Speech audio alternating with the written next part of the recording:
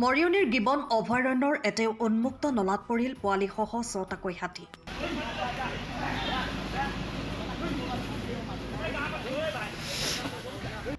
উন্মুক্ত নলাৰ পানীত আবদ্ধ হাতীকেইটাৰ পাৰলৈ উঠাৰ আপ্ৰাণ চেষ্টা। খান্দি লিক ওলোৱালে নাপায়হি। বহু সময় ধৰি আবদ্ধ হৈ থাকিল হাতী পোৱালিকেইটা।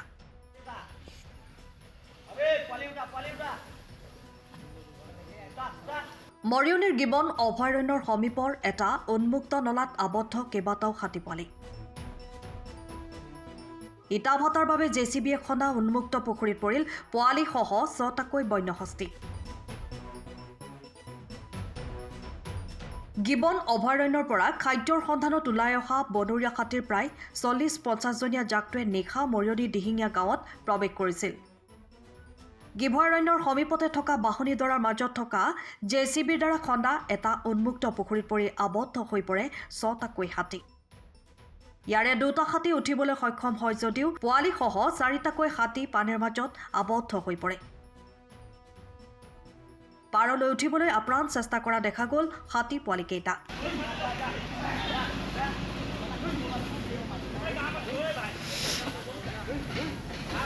ঘটনাস্থলীত বনকৰ্মী উপস্থিত হয় আৰু লগতে হাতী চাবলৈ বহু লোকৰ ভিৰ হোৱা পৰিলক্ষিত হয়। অৱশেষত বন বিভাগে প্ৰায় ৮ ঘণ্টা ধৰি চলোৱা উদ্ধাৰ অভিযানত বন বিভাগে জেচিবিৰ দ্বাৰা পুখুৰীৰ পাৰ কাটি হাতীকেইটা উদ্ধাৰ কৰিবলৈ সক্ষম হয়। কালি গধূলি ইয়াত হাতী পৰাটো কালি এইটো প্ৰায় ১:৩০-২টামান বজাত পৰিছে। এই পুখুৰীত বাহনীৰ মাজত এটা পুখুৰী আছে, এইটো ২-৩ বছৰ হ'ল। মানে পুখুৰীটো খন্দা মানে কি ইটা বনাবৰ কাৰণে ইটাবিলাকে মাটি লৈ যায়, মাটিৰ মালিকবিলাকে। কাৰ হয়তো এইটো পুখুৰীটো মানে কি মাটিৰ মালিক আৰু ইটা ভটাৰ মালিকৰ লগত কিবা বুজা কৰি পিনি কিবা লেনদেন পইচা পতা কৰি পিনি মাটিটো খেতি নোহোৱাৰ কাৰণে মানে পুখুৰীৰ কাৰণে এইটো মাটি খানি ইটা কেঁচা ইটা বনাবৰ কাৰণে লৈ যায়। সমগ্ৰ অঞ্চলত ভালেকেইটা পুখুৰী আছে, এইবোৰতো বৰ বিপদজনক। ইয়াতো আছে যে পায় তেনেকৈ যাৰ লগত মাটি মানে কি মাটিৰ মালিকৰ লগত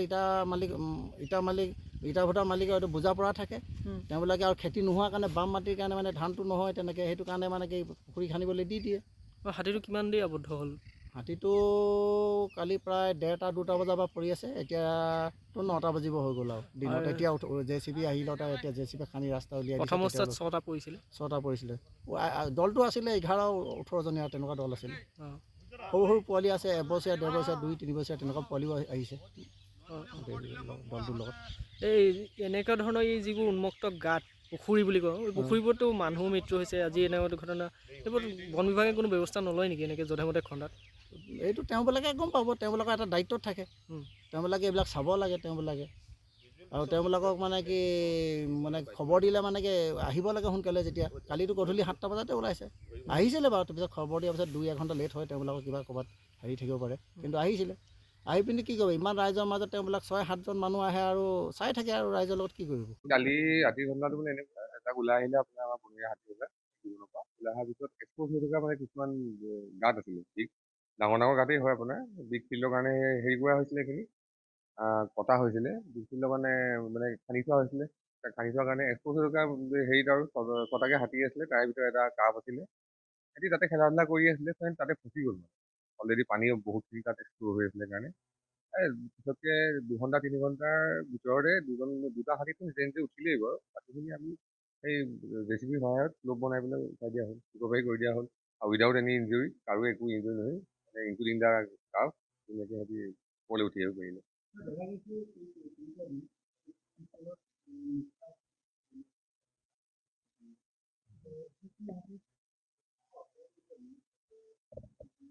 হাতীখিনিক অঁতাই অনাৰ মানে ব্যৱস্থা কৰা হৈছে মানে কি, হাতীখিনিক তাৰপৰা যদি অঁতৰাই অনা হয়, তেতিয়া সিহঁতি আহি পেলাই টাউন এৰিয়াত সোমাব ইয়াত, তিতাবৰ টাউন এৰিয়াত বা সেইখিনিত। ত' সেইফালে সিহঁতি মানে পাহাৰে গৈ পেলাই সিহঁতি ডিছৰ ইফালেও সোমাই যায়গৈ, সোমাই পেলাই নাগাজাঙ্গা ফালেও যায়। ত' সিহঁতক অঁতৰাই অনাৰ ব্যৱস্থা সেইফালে কৰা হোৱা নাই। কিন্তু মানে কি হয়, তাণ্ডৱ সৃষ্টি কৰিছে মানে তাহাঁতি তাণ্ডৱ সৃষ্টি কৰে কেতিয়া, যেতিয়া লোকেল মানুহখিনিয়ে তাহাঁতৰ মাজত এটা কেওছ সৃষ্টি কৰি দিয়ে। আজি এতিয়া 6টা পোৱালি পৰি গ'ল কাৰণে তাহাঁতৰ সুৰৰ ওচৰত গৈ পেলাই, ট্ৰাংকৰ ওচৰত গৈ পেলাই সিহঁতি হেৰি কৰি আছেগৈ, চিঞৰ বাখৰ কৰি থাকে। ত' হাতীকেইটাই নিজেও উঠিবলৈ চেষ্টা কৰি হয়তো 2 ঘণ্টা নালাগে, 1 ঘণ্টাৰ ভিতৰতে উঠি যাব পাৰিলে। কিন্তু লোকেল মানুহৰ সিহঁতি হেৰি হৈ যায়গৈ, তাহাঁতি নিজে অলপ তাহাঁতৰ মাজত ত্ৰাসৰ সৃষ্টি হৈ যায়। তাহাঁতি ভয় এটা খায়, তাহাঁতি ভয় খাই পেলাই হাতী কাৰণে হেৰি হৈ যায়। আৰু যিহেতু গোটেই এইটো খেলি আছে সিহঁতি, সিহঁতিও ভাগৰুৱা হৈ যায়গৈ তেতিয়া এইটো বুজিছে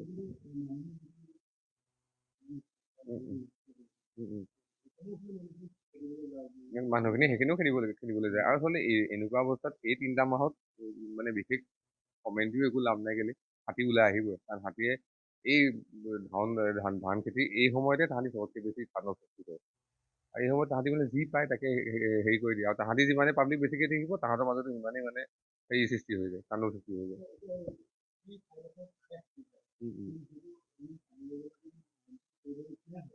এলিফেণ্ট কৰিছে হয় হয় সেইখিনি এতিয়া আমি মাতি পেলাই এতিয়া জনাইছো এতিয়া অলপ পিছতে মই এই গোটেই বিগ ফিল্ডৰ অ'নাৰ কেইজনক মাতিছো অথনি আপোনাৰ ৰাতিপুৱা আমাৰ টিমটো প্ৰথম গৈ পোৱাৰ পিছত বিগ ফিল্ডৰ অ'নাৰ এজনো ফোন উঠোৱা নাই ৰাতিপুৱা আৰ্লি মৰ্ণিং 4:30 ঠিক তেনেকে মই কালি নিজৰ ঘৰ গৈ পাইছোগৈ আপোনাৰ ৰাতি তেনেকে 1:30 বজাত ৰাতিপুৱা মই তেনেকে এঘণ্টা হোৱাৰ পিছতে মোৰ ফোন আহিছে মই লগালগ আহি পাইছো পোৱাহি পিছত ইমিডিয়েট তাহাঁতক ফোন কৰাৰ পিছত তাহাঁতৰ ৰেছপন্স নাই এজনে ক'ব যে আমাৰ এতিয়া সেইটো বিগ ফিল্ড আমাৰ হাতত নাই এজনে ক'ব আমি লিজত দিলো বেলেগক তাৰপিছত এজনক গৈ পালোগে তেখেতে যেনিবা তেখেতৰ অলপ আমাক সহযোগ কৰিলে সহায় কৰিলে JCB আনি পেলাই তেখেতে শ্লোপ বনাই দিলে তেতিয়া আমি বাকীখিনি হাতী উঠাব পাৰিলো বেয়া দিয়াৰ ব্যৱস্থা আমি কৰাম বুলি ভাবিছো ফেঞ্চিং দিয়াৰ ব্যৱস্থা তেখেতৰ সেইকাৰণে মতা হৈছে তেখেতৰ আলোচনা কৰা হ'ব bureau report time of Assam সময়ৰ খবৰ সময়ত পাবলৈ ফ'ল' কৰক টাইম অফ আছাম